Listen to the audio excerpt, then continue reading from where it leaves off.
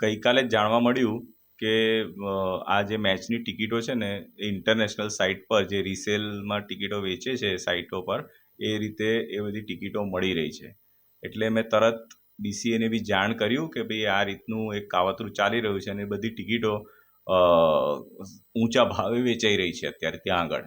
એટલે હવે BCAને મેં જાણ કર્યા પછી BCA કદાચ પોલીસ કે એવી કોઈ કમ્પ્લેન કરી હોય તો સારું.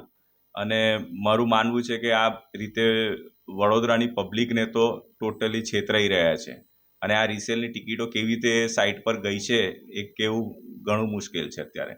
પણ મળી રહી છે ખરી ટિકિટો હજુ બી. BCAના પ્રેસિડન્ટ, CEO, સેક્રેટરીથી લઈને ઘણા બધા આખી એપેક્સ કાઉન્સિલને બધાને જાણ કરી છે કે આ રીતને, અને મેં એમની સાથે સ્ક્રીનશોટ બી મોકલ્યા કે ભાઈ આટલા રૂપિયાની ટિકિટ મળી રહી છે અને આ સાઇટ પર આ બધી ટિકિટો મળી રહી છે અને હજુ બી મળી રહી છે. જો અત્યારે બી સાઇટ પર આપણે જઈએ તો એમાં દેખાશે કે આ ટિકિટો હજુ બી ત્યાં આગળ વેચાણમાં મળી રહી છે.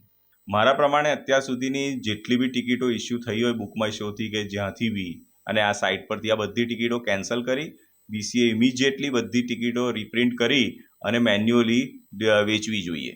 અને એમાં અત્યારે બી ટાઈમ છે 3 દિવસનો, તે દરમિયાન આ બધું કરી શકીએ તો સાચે વડોદરાની પબ્લિક જેને જેન્યુન પ્રાઇસે અને જેન્યુન રીતે ટિકિટ મળવી જોઈએ તે બધાને મળશે અને બધાને મેચનો લાભ મળશે.